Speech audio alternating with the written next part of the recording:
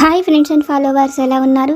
మనమంతా సంతోషంగా ఆరోగ్యంగా ఉండాలని, ఆ శంకు చక్రధరుని చల్లని చూపులు మన అందరిపైన ఉండాలని, మనం చేసే ప్రతి పనిలోనూ ఆ సాయినాథుడి కరుణా కటాక్షాలు, దివ్యానుగ్రహం మనకు ఎల్లప్పుడూ తోడుగా ఉండాలని మీ అందరి తరపున నేను కూడా బాబా గారిని కోరుకుంటున్నాను. ఫ్రెండ్స్, మన ఛానల్ ఎవరైనా ఫస్ట్ టైం చూస్తుంటే సబ్స్క్రైబ్ చేసుకొని ఒక లైక్ ఇవ్వండి. దానివలన మన సాయినాథుని వీడియోస్ సమస్యల్లో ఉన్న మరికొంతమంది సాయి బంధువులకు చేరతాయి. బాబాగారు మనతో చెప్పే ఆ దివ్య వాక్కులను వినటం వలన బాబాగారి దివ్య అనుగ్రహంతో పాటు మనసుకు సంతోషము, మనం కోరుకున్నవి నెరవేరతాయి అనే ఆనందంతో పాటు బాబాగారు మన కష్టకాలంలో మనతో పాటే ఉన్నారు అనే నమ్మకం కూడా కలుగుతుంది. ఈరోజు బాబాగారి నుంచి ఒక మంచి సందేశాన్ని బాబాగారి అనుగ్రహంతో తెలుసుకుందాం. ప్రతినిత్యము బాబాగారు నుండి ఎన్నో మంచి మంచి విషయాలను తెలుసుకుంటున్నాం. మన సాయి సద్గురువులు తండ్రి వలె మన ముందుండి నడిపించటం మనకు ఎన్నో జన్మల పుణ్యఫలితం. అటువంటి భాగ్యాన్ని మనకు ప్రసాదించిన ఆ సాయి సద్గురువుల పాదాలను తాకి మనస్ఫూర్తిగా ఆ తండ్రిని వేడుకుందాం. వీడియోని పూర్తిగా చూడడానికి ప్రయత్నం చేయండి. నచ్చితే ఒక లైక్ చేసి సపోర్ట్ చేయండి. మరి ఈరోజు బాబాగారి సందేశం ఏమిటో బాబాగారి పైన నమ్మకంతో వినడానికి ప్రయత్నం చేయండి. తల్లి, నువ్వు సంతోషపడే మాటను ఈరోజు నీకు తెలియజేయబోతున్నాను కనుక మనసు పెట్టి శ్రద్ధగా ఆలకించు. తల్లి, నీ నుదుటిన బ్రహ్మ చక్కటి రాతను రాసి ఉంచాడు. అందులో ఎటువంటి సందేహము లేదు. నుదుటిపై రాసిన రాతను మార్చడానికి ఎవరికీ సాధ్యం కాదు. ఒక్క మాట చెప్పాలి అంటే, నుదుటిపై రాసిన రాతను బ్రహ్మ కూడా మార్చి రాయలేడు. అది ఆయనకు కూడా సాధ్యం కాదు. అయితే తల్లి, నీకు ఒక సందేహం రావచ్చు. సాయి, నేను ఇప్పుడు ఏమాత్రము ఆనందంగా లేను. నా జీవితంలో అసలు సంతోషం అనేది ఎప్పుడు ఉన్నది? ఎప్పుడు బాధలే. చిన్నతనం నుంచి ఎన్నో సమస్యలను ఎదుర్కొన్నాను. అన్నీ అవమానాలే. సాయి, నేను నా బాధలను తలుచుకుని కన్నీరు పెట్టని రోజు ఉన్నదా? నీకు తెలియదా తండ్రి? ప్రశాంతంగా నిద్రించిన రోజు లేదు. తిండి తింటున్నా వంట పట్టడం లేదు. నా అనుకున్న వారే నన్ను అవమానించి దూరం పెట్టారు. ఇప్పటికీ కూడా అవమానిస్తున్నారు సాయి. ఇవి అన్నీ జరుగుతుంటే నాకు కూడా మంచి రోజులు ఉన్నాయి అని నేను ఎలా అనుకోగలను సాయి? నాకసలు మంచి జీవితం ఉన్నదా? నాకు కూడా అటువంటి మంచి రోజులు వస్తాయి అని ఇంకా నన్ను ఆశ పెట్టుకోమంటావా సాయి అని నీ కన్నీరు తుడుచుకుంటూ మరి నన్ను అడుగుతున్నావు కదా తల్లి. మరి నీ అనుమానం తొలగించటం నా బాధ్యతే కదా. నీకు ఉన్న ఆ సందేహం తీరితేనే నువ్వు సంతోషంగా ఉండగలవు. నువ్వు సంతోషంగా ఉండడమే ఈ సాయి తండ్రికి ఆనందాన్ని కలిగిస్తుంది. అందుకోసమే నీ మనస్సులోని ఈ వేదన తీరేలా ఈరోజు నేను నీకు ఒక ఖచ్చితమైన సమాధానాన్ని తెలియజేస్తున్నాను. తల్లి, జాగ్రత్తగా విను. సృష్టిలో పగలు రాత్రి ఉంటాయి, అలాగే కష్టసుఖాలు కూడా ఉంటాయి. కనుక నాకు మంచి రోజులు రావేమో సాయి అని నువ్వు దిగులు చెందవలసిన అవసరం లేదు. నీ నుదుట పైన కూడా నువ్వు సంతోషపడే రోజులు, నువ్వు ఆనందించే రోజులను రాసి ఉంచాను. తల్లి, నీ నుదుట పైన నేను రాసిన ఈ రాతను ఎవ్వరూ మార్చలేరు. ఎంతకాలమైనా సరే, ఎప్పటికైనా సరే తల్లి, నీ విషయంలో అది తప్పకుండా జరిగి తీరుతుంది. అందుకు శుభ సూచనగా ఒక మంచి శుభవార్తను నువ్వు వింటావు. ఎప్పటి నుంచో బిడ్డ, అది కూడా నువ్వు కోరుకుంటున్నదే. నువ్వు కోరిన ఆ మంచి మార్పును చూడబోతున్నావు. అది కూడా నువ్వు కోరినదే. నువ్వు కోరినదే నేను నీకు ఇవ్వబోతున్నాను. తల్లి, నీ సాయి వాక్కు బ్రహ్మవాక్కే. ఇందులో ఎటువంటి అనుమానము, సందేహము నీకు అవసరం లేదు. నీ బాబా పైన నమ్మకంతో నువ్వు కోరుకున్నదే నీ సాయి నీ నుదుట పైన రాసి ఉంచారు. ఇది నీ జీవితంలో తప్పకుండా జరుగుతుంది. ఈ బ్రహ్మ రాసిన రాతను ఎవ్వరూ మార్చలేరు. సంతోషమైన, దుఃఖమైన, సన్మానమైన, అవమానమైన, అది ఏదైనా తప్పకుండా జరుగుతాయి. కనుక తల్లి, నమ్మకంతో ఉండు. నీకు మంచి రోజులు రాబోతున్నాయి అని మన సాయి సమర్థులు ఒక చక్కని సందేశాన్ని మనకు తెలియజేస్తున్నారు. మన జీవితంలో ఏది జరిగినా అవమానమైన, సన్మానమైన, దుఃఖమైన, సంతోషమైన, అది ఏదైనా కూడా మన నుదుటన ముందే రాసి ఉంచాను అని మన సాయి సమర్థులు ఒక చక్కని సందేశాన్ని మనకు తెలియజేస్తున్నారు. బాబాగారు మనతో చెప్తున్న ఈ మాటలలోని పరమార్థాన్ని, సత్యాన్ని ఒక చక్కని కథ రూపంలో ఆ తండ్రి దివ్య వాక్కుల ద్వారానే విని తెలుసుకుందాం. వీడియోని పూర్తిగా చూసిన వాళ్ళు తప్పకుండా ఒక లైక్ చేసి సపోర్ట్ చేయండి. పూర్వం కాశీనగరాన్ని చంద్రశేఖరుడు అనే మహారాజు పరిపాలిస్తూ ఉండేవాడు. ఆ రాజ్యంలోనే ఒక మారుమూల గ్రామంలో కృష్ణయ్య అనే కుమ్మరివాడు ఉండేవాడు. అతను ఎంతో పేదవాడు. అయినప్పటికీ కూడా కృష్ణయ్యకు ఒక మంచి లక్షణం ఉంటుంది. తన ఇంటికి ఎవ్వరు వచ్చినా వాళ్లకు భోజనం పెట్టకుండా బయటకు పంపేవాడు కాదు. ఒకరోజు కిష్టయ్య ఇంటి ఎదురుగా ఒక సాధువు వెళుతూ కనపడతాడు. కిష్టయ్య ఆ రోజు సాధువును తన ఇంట ఉండి వాళ్లతో పాటు భోజనం చేసి వెళ్ళమని కోరుకుంటాడు. ఆ సాధువు కూడా కృష్ణయ్య అడిగినట్లుగానే కృష్ణయ్య ఇంట ఉండి భోజనం చేస్తాడు. అయితే కృష్ణయ్య దంపతులకు సంతానం లేరని కృష్ణయ్య ఆ సాధువుకు చెప్పి బాధపడుతూ ఉంటాడు. కృష్ణయ్య బాధను చూసిన ఆ సాధువు, నీకు తప్పకుండా బిడ్డ పుడతాడని, ఆ పుట్టినవాడు ఈ దేశానికి రాజు అవుతాడని కృష్ణయ్యను దీవిస్తాడు. ఆ మాటలు వింటూనే కృష్ణయ్య ఆశ్చర్యపోతాడు. తన కడుపున ఈ దేశానికి యువరాజు పుట్టడమేమిటి, మహారాజుకు పుట్టిన బిడ్డలే కదా ఈ దేశానికి రాజు అయ్యేది అని కృష్ణయ్య అనుకుంటూ ఉంటాడు. అయితే కిష్టయ్యతో పాటు పని చేయడానికి అక్కడ ఉన్న కొంతమంది కుమ్మరి వాళ్లల్లో కిష్టయ్యను దీవించిన ఆ సాధువును చూసి ఆశ్చర్యపోతాడు. ఆ సాధువు ఏది అంటే అది తప్పకుండా జరుగుతుందని, కిష్టయ్య కడుపున ఈ దేశానికి కాబోయే రాజు పుడతాడని, కిష్టయ్య ఎంతో అదృష్టవంతుడని అందరూ కూడా అనుకుంటూ ఉంటారు. అయితే కిష్టయ్య మాత్రం తనకు ఏ గొప్ప రాజు అక్కరలేదని, ఒక చక్కటి కొడుకు పుడితే చాలని అనుకుంటూ ఉంటాడు. 9 నెలలు గడిచిన తరువాత కిష్టయ్య భార్యకు నిజంగానే ఒక మంచి మగబిడ్డ పుడతాడు. అది చూసిన వాళ్ళందరూ కూడా ఆ రోజు సాధువు దీవించినట్లుగానే అతనికి ఒక మగపిల్లవాడు పుట్టాడని, ఆ బిడ్డ రాజవుతాడని అందరూ అనుకుంటూ ఉంటారు. అయితే ఆ దేశపు మహారాజైన చంద్రశేఖరుడు ఒకరోజు వేట కోసం అడవికి వస్తాడు. అడవిలో వేటాడి వస్తూ ఉన్న మహారాజుకు కిష్టయ్య ఉన్న ఆ గ్రామం ఎదురవుతుంది. అది చూడడానికి ఎంతో అందంగా ఉండేటప్పటికీ మహారాజు కూడా ఆ గ్రామంలోకి వెళ్ళి తిరుగుతూ అక్కడ కనిపించిన సాధువును చూసి నమస్కరిస్తాడు. మహారాజుకు సంతానం లేకపోయేటప్పటికీ ఆ సాధువు మహారాజుకు సంతానం కలుగుతుందని దీవిస్తాడు. ఆ మాటలకు మహారాజుకు కూడా ఎంతో సంతోషం కలుగుతుంది. చంద్రశేఖరుడు అటు నుంచి వస్తున్న సమయంలో చాలామంది కుమ్మరివాడైన కృష్ణయ్య ఇంటికి వెళ్ళి అక్కడ ఉన్న ఆ పిల్లవాడిని చూసి వస్తుంటారు. మహారాజు ఆ లోపల ఏమి వింత ఉన్నదో చూడాలనుకొని అతను కూడా వెళ్ళి ఆ పసిపిల్లవాడిని చూస్తాడు. ఆ పిల్లవాడు ఎంతో ముద్దుగా ఉండేటప్పటికీ మహారాజు ఆ పిల్లవాడిని కాసేపు ఎత్తుకొని తరువాత తిరిగి ఆ తల్లిదండ్రులకు ఇచ్చి వస్తూ అక్కడ ఉన్న జనాభాతో, ఇక్కడ అందరికీ కూడా బిడ్డలు ఉన్నారు, అయినా ప్రత్యేకంగా ఈ బిడ్డను ఎత్తుకోవడం కోసం ఇంతమంది రావడానికి కారణమేమిటని అడుగుతాడు. అందుకు అక్కడ ఉన్నవాళ్ళు, మీకు ఈ విషయం తెలియదేమో, ఈ బిడ్డ కాబోయే రాజని, ఈ దేశానికి మహారాజైన చంద్రశేఖరుడికి ఆడపిల్ల కలుగుతుందని, ఆ బిడ్డను ఈ పిల్లవాడు వివాహమాడతాడని, అది కూడా వాళ్లకు ఒక గొప్ప సాధువు చెప్పాడని, అతని నోటితో ఏదైనా అంటే అది తప్పకుండా జరుగుతుందని ఆ సాధువు ఎక్కడ ఉంటాడో కూడా మహారాజుతో చెప్తారు.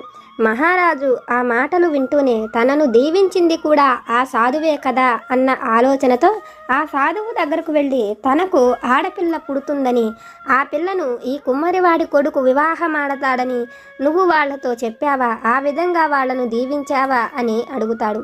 అందుకు ఆ సాధువు అవునని, ఆ బ్రహ్మరాత అని, నుదిటి రాతను ఎవ్వరూ మార్చలేరని మహారాజుతో చెప్తాడు. ఆ మాటలు వింటున్న మహారాజు తన కూతుర్ని ఆ కుమ్మరివాడి కొడుకుకు ఇవ్వనని, అలా జరగకుండా ఉండేలా అతను తప్పకుండా ప్రయత్నిస్తానని చెప్తాడు. ఆ మాటలు వింటున్న సాధువు, నాయన, విధాత రాతను ఎవ్వరము తప్పించుకోలేము, నీ ప్రయత్నం నువ్వు చేసుకో, కానీ అతని 20వ ఏట అతను నీ కూతుర్ని వివాహమాడతాడు, అప్పుడు నేను కూడా వచ్చి నీకు కనిపిస్తానని మహారాజుతో ఆ మాటలు చెప్పడంతోనే మహారాజుకు ఎంతో కోపం కలుగుతుంది. ఆ క్షణమే అక్కడ నుంచి వెళ్ళిపోతాడు. అంతఃపురానికి వెళ్ళిన మహారాజు ఆ సాధువు అన్నట్లుగా నిజంగానే జరుగుతుందా? అయినా ఆడపిల్ల పుట్టినప్పుడు చూద్దాంలే అని అనుకుంటాడు. 9 నెలల తరువాత మహారాణికి ఒక చక్కటి ఆడపిల్ల పుడుతుంది. ఆమెను చూసిన మహారాజుకు ఎంతో సంతోషం కలుగుతుంది. అయితే ఆ క్షణం సాధువు చెప్పిన మాటలు గుర్తుకు వస్తాయి. ఆ మాటలు విన్న మహారాజు ఎలాగైనా ఆ కుమ్మరివాడి ఇంట పుట్టిన ఆ పిల్లవాడిని చంపాలని, అలా చంపకపోతే తను ఎంతో గారాబంగా పెంచుకుంటున్న తన కూతుర్ని ఆ కుమ్మరివాడి కొడుకుకు ఇచ్చి వివాహం చేయవలసి వస్తుందని ఆలోచించిన చంద్రశేఖరుడు ఒక గొప్ప ధనిక కుటుంబానికి సంబంధించిన వ్యక్తిలాగా, ఒక వ్యాపారం చేసుకునే వాడిలాగా మారువేషంలో కిష్టయ్య ఇంటికి వెళతాడు. కిష్టయ్య కొడుకును చూసి తనకు సంతానం లేరని, ఆ పిల్లవాడిని ఇస్తే జాగ్రత్తగా పెంచి పెద్ద చేస్తానని, ఆ బిడ్డకు ఎన్నో విద్యలను నేర్పిస్తానని, ఎన్నో విషయాలను కిష్టయ్యతో చెప్తాడు. అయితే మొదట కిష్టయ్య ఒప్పుకోడు, అతని భార్య కూడా ఒప్పుకోదు. అయితే మహారాజు మాత్రం ఆ బిడ్డను అక్కడే ఉంచితే దేనికి పనికిరాని వాడవుతాడని, ఈ దేశానికి కాబోయే రాజుకు ఎటువంటి లక్షణాలు ఉండాలో, అతను ఏ విధంగా పెరగాలో ఇక్కడ ఉంటే అలా పెరగలేడని, తనతో పాటు పంపిస్తే తన దగ్గర ఎంతో ధనం ఉన్నది కాబట్టి ఒక రాజు బిడ్డ ఎలా పెరుగుతాడో ఆ విధంగా పెంచుతానని, అప్పుడు అతన్ని మహారాజు కూతురికి ఇచ్చి వివాహం చెయ్యవచ్చని కిష్టయ్యకు నచ్చచెప్తాడు. కిష్టయ్య ఆ మాటలు వింటూనే తన దగ్గర ఉంటే ఆ బిడ్డ దేనికి పనికిరాని వాడవుతాడని, అతనికి ఇస్తే ఎంతో గొప్ప చదువులను చదివిస్తాడని ఆలోచించి తన భార్యకు కూడా నచ్చచెప్పి అతనికి ఆ బిడ్డను ఇవ్వడానికి ఒప్పుకుంటాడు. అప్పుడప్పుడు వచ్చి తాము ఆ బిడ్డను చూసుకుంటామని చెప్తారు. అయితే కిష్టయ్యతో అతను చదువుకోవడానికి గురుకులానికి వెళ్ళిపోతాడు కాబట్టి తన దగ్గరకు వచ్చి అప్పుడప్పుడు చూడడానికి కుదరదని, అతనికి 20వ ఏట ఆ బిడ్డను చూసేందుకు వద్దురని వాళ్లకు చెప్పి ఆ పిల్లవాడిని తీసుకొని మహారాజు వెళ్ళిపోతాడు. కొంత దూరం వెళ్ళిన తరువాత ఆ పిల్లవాడిని పారుతున్న కాలవ నీటిలో పడేయాలని ఆలోచిస్తాడు. అయితే 1 ఏడాది నిండిన ఆ పిల్లవాడు చక్కగా నవ్వుతూ మహారాజుకు చిలక వలుకుల వలె చిన్న చిన్న ముచ్చట్లు చెప్తూ ఉంటాడు. అది చూసిన మహారాజు ఆ పిల్లవాడి ముద్దు ముద్దు మాటలు విని నీటిలో పడేయలేక తన చేతులతో తాను చంపలేనని ఆ నది ఒడ్డున ఉన్న ఒక గంపలో గడ్డిని పరిచి ఆ గడ్డి మీద నిద్రపోతున్న ఈ పిల్లవాడిని పడుకోబెట్టి గంగా నది నీటిలోకి వదిలేస్తాడు. కొంతసేపటికి ఆ బుట్ట చిల్లులలో నుంచి నీరు వెళ్ళి ఆ బుట్ట మునిగి బుట్టతో పాటు బిడ్డ కూడా మునిగిపోయి చనిపోతాడనుకుంటాడు. అయితే ఆ గంప తేలుకుంటూ గంగా నదిలో చాలా దూరం వెళ్ళిపోతుంది. ఆ రాజ్యంలోనే బిడ్డలు లేని ఒక గొప్ప ధనిక కుటుంబానికి చెందిన వజ్రాల వ్యాపారి అయిన భూపతి అనే వ్యక్తి కాశీక్షేత్రంలోని గంగా నదిలో స్నానం చేసి ప్రదోష వేళలో ఈశ్వర దర్శనం చేసుకుంటే సంతానం కలుగుతారని చెప్పడంతో అతని భార్య ఇద్దరూ కూడా గంగా నదిలో స్నానం చేసేందుకు నది దగ్గరకు వస్తారు. స్నానం చేస్తున్న సమయంలో వాళ్లకు దూరం నుంచి తేలుకుంటూ వస్తున్న ఆ బుట్ట కనపడుతుంది. ఆ బుట్టలో నుంచి ఒక పసిపిల్లవాడి ఏడుపు వినిపిస్తుంది. అది విన్న అతను ఆ క్షణమే ఆ బుట్ట దగ్గరకు ఈదుకుంటూ వెళ్ళి ఆ బుట్టను తీసుకువస్తాడు. ఆ బుట్టలో ఉన్న పసిపిల్లవాడిని చూసి వాళ్ళిద్దరూ కూడా ఎంతో సంతోషిస్తారు. బిడ్డలు లేని తమకు ఆ ఈశ్వరుడే ఆ పిల్లవాడిని ఇచ్చాడని ఆనందంతో ఆ పిల్లవాడికి కేశవుడు అని పేరు పెట్టి వాణ్ణి జాగ్రత్తగా పెంచి పెద్దవాణ్ణి చేస్తారు. కేశవుడు వాళ్ళ ఇంటికి వచ్చినప్పటి నుంచి భూపతి వ్యాపారాలు ఇంకా పెరిగి పెద్దవై అతను కాశీ పట్టణంలోనే ఒక పెద్ద వ్యాపార వ్యక్తి అవుతాడు. కేశవుణ్ణి గురుకులానికి పంపి ఎన్నో విద్యలను నేర్పిస్తాడు. కేశవుడు 20 ఏళ్ళు వచ్చేటప్పటికి అన్ని విద్యలను కూడా నేర్చుకుంటాడు. గురువు దగ్గర అనుమతి తీసుకుని తన ఇంటికి బయలుదేరి వస్తూ ఉంటాడు. అయితే రాజ్యంలో బందిపోటుల బెడద ఎక్కువగా ఉన్నదని వాళ్ళను పట్టుకోవడం కోసం మహారాజు ఎంతో ప్రయత్నిస్తూ ఉంటాడు. ఆ సమయంలో తన ఆలోచనలు మారాలని కొంచెం అడవికి వేట కోసం వెడితే ప్రశాంతత సంతోషము దొరుకుతుందని ఆలోచించిన మహారాజు తన కూతురు అడిగింది కదా అని ఒక చక్కటి నెమలిని పట్టాలని నెమలి కోసం వేటాడుతున్న సమయంలో చంద్రశేఖరుడు వెనక నుంచి ఒక పెద్ద పులి దాడి చెయ్యాలనుకుంటుంది. దూరం నుంచి అది చూసిన కేశవుడు ఆ పెద్ద పులి మీదకి ఒక బాణాన్ని వేస్తాడు. దాంతో ఆ క్షణమే ఆ పెద్ద పులి అక్కడే మరణిస్తుంది. అది చూసిన చంద్రశేఖరుడు అతనికి విలువిద్యలో ఎంతో గొప్ప నైపుణ్యం ఉన్నదని అతడిని మెచ్చుకుంటూ అతను ఎవరి దగ్గర విద్యను నేర్చుకున్నాడో, అతని తల్లిదండ్రులు ఎవరో అన్ని విషయాలను తెలుసుకుంటాడు. కేశవుడు తన రాజ్యంలో తనతో పాటే ఉంటే అతనికి ఎంతో మంచి జరుగుతుందని, బందిపోటుల బెడద ఎక్కువగా ఉన్నదని, ఆ బందిపోటులను పట్టుకోవడం కోసం కూడా కేశవుడు తనకు ఎంతగానో సహాయం చేస్తాడని, అది కేశవుడి వలనే అవుతుందని ఆలోచించిన మహారాజు వేట పూర్తి అయిన తరువాత అతను కేశవుడి ఇంటికి వస్తానని, కేశవుడి తల్లిదండ్రులను తప్పకుండా కలుస్తానని కేశవుడితో చెప్పి మహారాజు అక్కడ నుంచి వేట కోసం వెళ్ళిపోతాడు. కేశవుడికి మాట ఇచ్చినట్లే అతని తండ్రి ఎవరో చూడాలని, అతని పేరు ఆయన ఎన్నోసార్లు విన్నానని, అతను ఒక పెద్ద వ్యాపారవేత్త అని, అతడిని కలిసి రావటం మహారాజుకు కూడా గౌరవాన్ని పెంచుతుందని మహారాజు ఆలోచించి ఆ క్షణమే భూపతి ఇంటికి వెళతాడు. మహారాజు అతనితో అతని కొడుకు యొక్క గొప్పతనాన్ని, ధైర్యాన్ని పొగుడుతూ అతడిని తన రాజ్యంలో ఒక ఉద్యోగం ఇచ్చి తన కొలువులోనే ఉంచుకుంటాడని కోరతాడు. అయితే భూపతి కూడా అందుకు ఒప్పుకుంటూ, అయితే మహారాజు అనుకుంటున్నట్లు ఆ పిల్లవాడు తనకు పుట్టినవాడు కాదని, మహారాజుతో ఆ బిడ్డ వాళ్లకు ఎలా దొరికాడో ఆ విషయాలను చెప్తూ ఆ గంపను కూడా ఆయనకు చూపిస్తాడు. అది చూస్తున్న మహారాజుకు అతను ఆ కుమ్మరివాడి కొడుకని ఆ క్షణమే అర్థమవుతుంది. తాను చంపాలనుకున్న కుమ్మరివాడు కొడుకు ఇప్పుడు 20 ఏళ్ల పిల్లవాడు అయ్యాడని తెలుసుకొని ఎలాగైనా ఇప్పటికైనా ఆ బిడ్డను చంపాలనుకుని ఆ కుమ్మరివాడు తన ఇంటికి అల్లుడు కాకూడదని, అది కూడా విధాత రాసిన రాత జరగకూడదని ఆలోచించి ఆ క్షణమే ఆ బిడ్డకు ఒక మంచి ఉద్యోగాన్ని ఇస్తున్నానని, అయితే అతను దారిలో తాను రాసించే లేఖను తెరిచి చూడకూడదని, అది మహారాణికి మాత్రమే అందజేయాలని చెప్తూ ఆ లేఖలో తను అనుకున్నట్లు రాసి అది మహారాణికి తప్ప మరెవరికి ఇవ్వద్దని, అతను మహారాణిని చేరుకునేంత వరకు ఎవరు అడ్డు చెప్పకుండా ఉండేలాగా తన వేలుకు ఉన్న ఒక ఉంగరాన్ని తీసి కేశవుడికి ఇస్తాడు.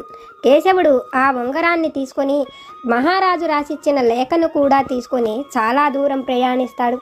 అర్ధరాత్రి అవటంతో అడవి సమీపానికి చేరుకున్నామని, అయితే అడవి లోపలికి వెళ్ళటం ప్రమాదమని తెలుసుకున్న కేశవుడు ఆ రాత్రికి అక్కడే ఆగి ఆ ఊరు చివరన ఉండే ఒక పెద్దమ్మ ఇంటికి చేరుకుంటాడు. ఆమెను ఆ రాత్రికి తినేందుకు ఏవైనా పెట్టమని ఆమెకు కొంత ధనాన్ని కూడా ఇస్తాడు. అయితే ఆ పెద్దమ్మ ఆ పిల్లవాడు రాత్రిపూట తన ఇంట ఉండటం మంచిది కాదని, అక్కడకు కొంతమంది బందిపోటు దొంగలు వస్తారని చెప్తుంది. అయితే కేశవుడు వాళ్ళ వల్ల తనకు ఏ ప్రమాదము కలగదని, తన వల్ల కూడా వాళ్లకు ఎటువంటి ప్రమాదము లేదని, తను మహారాజు ఇంటికి వెళుతున్నానని, మహారాజు తనకు ఒక లేఖని ఇచ్చాడని, ఆ లేఖను మహారాణికి ఇచ్చేందుకే వెళుతున్నానని జరిగిన అన్ని విషయాలను ఆ పెద్దవ్వతో చెప్తాడు. అతను ఆ దొంగలకు కనపడకుండా వెళ్ళి ఒక మూలకు పడుకుంటానని చెప్పి ఆ ఇంటి వెనుక భాగంలో ఒక మూలకు వెళ్ళి పడుకొని నిద్రపోతుంటాడు. ఆ పెద్దవ్వకు ఆ పిల్లవాడిని చూడగానే ఎంతో చక్కగా అనిపిస్తాడు. దాంతో బందిపోటులు వచ్చినా కూడా ఆమె వాళ్ళ గురించి చెప్పదు. అయితే బయట కట్టేసి ఉన్న గుర్రాన్ని చూసిన బందిపోటులు ఆ పెద్దవ్వ దగ్గరకు వచ్చి ఆమెను బెదిరించడంతో ఆమె జరిగిన విషయాలను చెప్తుంది. ఆ మాటలు విన్న బందిపోటులు మహారాజు దగ్గరకు వెళుతూనే తమను పట్టిస్తే 1,00,000 వరహాలు ఇస్తామని మహారాజు ప్రకటించాడని, అయినప్పటికీ అతను మమ్మల్ని విడిచిపెడుతున్నాడు, మా గురించే పట్టించుకోనన్నాడు, ఇటువంటి వ్యక్తికి మేము కూడా అపకారం చెయ్యమని, అసలు అతను ఎవరో ఒక్కసారైనా చూడాలనుకొని అతను ఎక్కడ నిద్రిస్తున్నారో అక్కడకు వెళతారు. అయితే మహారాజు రాసిన లేఖలో ఏమి ఉందో తెలుసుకోవాలని, ఒకవేళ వీళ్ళ గురించి మరేమైనా మహారాజు రాసి పంపాడా, మహారాణికి ఆ విషయాలేవైనా తెలియజేస్తున్నాడా, చంద్రశేఖరుడు ఇందులో ఏమి రాశాడో తెలుసుకోవాలనుకొని అతను నిద్రిస్తున్న సమయంలో అతని పక్కన ఉన్న ఆ లేఖను విప్పి చూస్తారు. ఆ లేఖలో నువ్వు ఇప్పుడు చూస్తున్న ఈ పిల్లవాణ్ణి ఈ క్షణమే భటుల చేత చంపించేయమని, లేని పక్షంలో మన బిడ్డను ఆ పిల్లవాడికి ఇచ్చి వివాహం చెయ్యవలసి వస్తుందని, మిగిలిన అన్ని విషయాలను తానే వచ్చి స్వయంగా చెప్తానని మహారాజు లేఖ రాసి అక్కడ పెడతాడు. అది చూస్తున్న బందిపోటు దొంగలకు మహారాజు ఆ పిల్లవాడిపైన అన్యాయంగా చంపాలనుకుంటున్నాడని, అయితే మహారాజు అనుకున్నట్లు జరగనివ్వకూడదని ఆలోచించి ఆ క్షణమే వాళ్ళు ఆ లేఖను మార్చి రాసి అక్కడ పెట్టేసి వెళ్ళిపోతారు. మరుసటి రోజు పొద్దున్నే కేశవుడు ఆ లేఖను తీసుకుని మహారాణి దగ్గరకు తీసుకువెళ్ళి ఇస్తాడు. రాణి ఆ లేఖను చదువుతూ ఆశ్చర్యపోతుంది. అతను ఒక గొప్ప రాకుమారుడని, అతను తన తండ్రికి తను ఒక్కడేనని, అతన్ని మన అమ్మాయికి ఇచ్చి వివాహం చెయ్యటం వలన మనకు శత్రుదేశాల భయం ఉండదని, అతను కాబోయే చక్రవర్తిని, మహారాజు వచ్చేందుకు ఇంకా కొంత సమయం పడుతుందని, కాబట్టి ఆ లేఖ తెచ్చిన ఆ క్షణమే తన కూతుర్ని అతనికి ఇచ్చి వివాహం చెయ్యమని, అలా జరగని పక్షంలో తన తండ్రి వచ్చి ఆ బిడ్డను తీసుకువెళ్ళిపోతాడని ఆ విషయాలను లేఖలో రాసి ఉంచుతాడు. అది చదివిన మహారాణి, మహారాజు ఇలా ఎందుకు రాశాడు, అయినా ఇది మహారాజు ఆజ్ఞ కాబట్టి తను పాటించాలని ఆ మరుసటి రోజు పొద్దున్నే పురోహితులను పిలిపించి రాజ్యంలో ప్రజలందరూ చూస్తుండగా అంగరంగ వైభవంగా యువరాణిని అతనికి ఇచ్చి వివాహం చేస్తుంది. మహారాజు తిరిగి వచ్చే సమయానికి యువరాణికి వివాహమై 2 రోజులు అవుతుంది. రాజ్యమంతా కూడా అంగరంగ వైభవంగా ఉంటుంది. రాజ్యంలోకి వచ్చిన మహారాజు అది చూస్తూ ఎందుకు రాజ్యమంతా ఇంత సంతోషంగా ఉన్నదో కూడా మహారాజుకు అర్థం కాదు. అయితే తను అనుకున్నట్లు ఆ పిల్లవాడు చనిపోయి ఉంటాడని, తను కూడా ఎంతో సంతోషంగా ఉండాలనే అనుకుంటున్నానని, మహారాణి కూడా ఇంకొక గొప్ప పని ఏదో చేసి ఉంటుందని, అందుకనే రాజ్యమంతా కూడా ఇంత సంతోషంగా ఉందని ఆలోచిస్తూ మహారాజు చంద్రశేఖరుడు అంతఃపురానికి చేరుకుంటాడు. అయితే అంతఃపుర వాసులంతా యువరాణికి వివాహం అయిపోయిందని చెప్పడంతో మహారాజు ఆశ్చర్యపోతాడు. మహారాణిని పిలిచి యువరాణికి వివాహం ఏమిటి, అది కూడా నేను లేకుండా జరగడం ఏమిటని అడుగుతాడు. అందుకు మహారాణి జరిగిందంతా చెప్పి తను పంపిన లేఖను కూడా చూపిస్తుంది. ఆ లేఖను చూసిన మహారాజుకు ఆశ్చర్యం కలుగుతుంది. తను ఆ విధంగా రాయలేదని, ఈ లేఖ తీసుకువచ్చిన వాణ్ణి చంపేయమని నేను రాశానని, జరిగిన విషయాలన్నీ మహారాణికి చెప్పి కేశవుణ్ణి పిలిపించి కేశవుడితో ఆ లేఖను మార్చి ఎందుకు రాశావని అడుగుతారు. అందుకు కేశవుడు తను ఆ లేఖను మార్చలేదని, మహారాజు ఎలా ఇచ్చారో అలాగే తీసుకువచ్చానని, జరిగిన విషయాలను మహారాజుతో చెప్తూ తను ఆ పెద్దవ్వ ఇంట పడుకున్న విషయాన్ని కూడా చెప్తాడు. ఆ క్షణమే పెద్దవ్వ ఇంట ఏదైనా జరిగి ఉండొచ్చని ఆలోచించిన మహారాజు ఆ పెద్దవ్వను కూడా పిలిపించి అడుగుతాడు. అందుకు ఆ పెద్దవ్వ, మీరు జీవితంలో ఎన్నో చూసి ఉంటారు. దైవం తలరాతలో ఏది రాసిందో దాన్ని మనం ఎవరము మార్చలేము. అటువంటిది మీరు ఈ బిడ్డను చంపాలని అనుకున్నారని, అందువలనే బందిపోటు దొంగలైన వాళ్లే మార్చారని, దొంగలకు ఉన్న మంచి ఆలోచన కూడా మహారాజైన నీకు లేదని చంద్రశేఖరుణ్ణి తిట్టి అక్కడ నుంచి వెళ్ళిపోతుంది. ఆ అవ్వ మాట్లాడిన మాటలకు చంద్రశేఖర్కు కూడా సిగ్గు కలుగుతుంది. తను 2 సార్లు ఆ బిడ్డను చంపాలని ప్రయత్నించిన తలరాతను మార్చలేమని, విధాత రాసింది తప్పక జరుగుతుందని చంద్రశేఖరుడికి అర్థమవుతుంది. ఆ క్షణమే సాధువు కూడా అక్కడకు వస్తాడు. తను అన్నట్లుగానే జరిగిందని, విధాత రాతను ఎవరము మార్చలేమని సాధువు అతనితో చెప్తాడు. అయితే చంద్రశేఖరుడు ఆ బిడ్డను దూరం చేసిన తల్లిదండ్రులను కూడా పిలిచి వాళ్లకు కూడా జరిగిన విషయాన్ని చెప్పి కిష్టయ్యను క్షమించమని అడుగుతాడు. అందుకు కేశవుడు సొంత తల్లిదండ్రులైన కిష్టయ్య కూడా మహారాజుతో, మహారాజు తప్పేమీ లేదని, విధి రాతలో ఏది ఉంటే అదే జరుగుతుందని, తమ బిడ్డ ఆ ధనవంతుల ఇంట పెరగాలని, అలాగే అక్కడికి చేరవేయడానికి మహారాజా సహాయం చెయ్యాలని, ఈ విషయాలన్నీ కూడా నుదుటి రాతలో ఉండబట్టే మహారాజు ఆ విధంగా ప్రవర్తించాడని, అయినప్పటికీ తన బిడ్డ విషయంలో దేవుడు మంచే చేశాడని, కాబట్టే అతను మహారాజుకు అల్లుడు కాగలిగాడని కిష్టయ్య సంతోషిస్తాడు.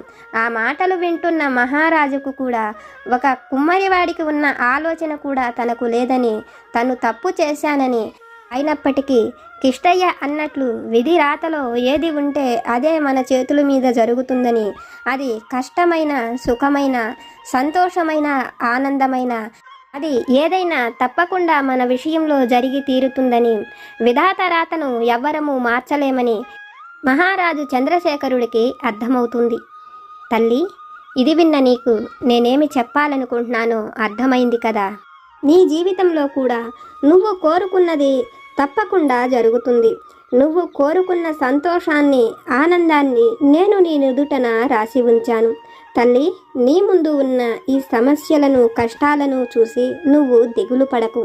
త్వరలో నీకు మంచి రోజులు రాబోతున్నాయి. నువ్వు ఆనందించి సంతోషించేలా నా పైన నమ్మకంతో నువ్వు ఏదైతే కోరుకుంటున్నావో అది నీ జీవితంలో తప్పకుండా జరుగుతుంది అని, మన జీవితంలో మనం కోరుకున్న మార్పును తప్పకుండా చూస్తాము అని ఈరోజు బాబాగారు ఒక చక్కని సందేశాన్ని మనకు తెలియజేస్తున్నారు. బాబాగారి పైన భక్తి విశ్వాసాలతో, నమ్మకంతో మనం కోరుకున్నటువంటి సంతానమైన, ఒక చక్కటి ఉద్యోగమైన, మనం ఇష్టపడిన వ్యక్తితో వివాహమైన, భర్తతో సంతోషకరమైన జీవితమైన, మనం కోరుకున్నది ఏదైనా అది తప్పకుండా మన విషయంలో జరిగి తీరుతుందని, మన నుదిటిపైన రాసి ఉంచినది బాబాగారు తప్పకుండా మనకు అనుగ్రహిస్తానని, మన విషయంలో ఇప్పటి వరకు ఎన్నో సమస్యలను ఎదుర్కొన్నప్పటికీ బాబాగారి అనుగ్రహంతో అవన్నీ కూడా మన నుంచి దూరమై మనం కోరుకున్న సంతోషాన్ని పొందుతాము అని, దానిని మన నుంచి ఎవ్వరూ దూరం చెయ్యలేరని బాబాగారు మనల్ని అనుగ్రహించి ఆశీర్వదించి ఒక చక్కటి సందేశాన్ని మనకు తెలియజేస్తున్నారు. ఫ్రెండ్స్, బాబాగారు మనతో చెప్పిన ఈ విషయాలను విన్నారు కదా.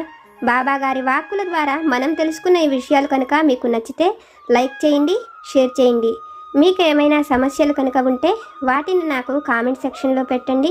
నేను పూజ చేసుకునేటప్పుడు మనందరి సమస్యలు తీరాలని, మన అందరి కోరికలు నెరవేరాలని మీ అందరి తరపున నేను కూడా బాబాగారిని కోరుకుంటాను. నాకు తెలిసిన పరిష్కారాలను కూడా చెప్తాను. జై సమర్థ సద్గురు సాయినాథ్ మహారాజ్కి జై.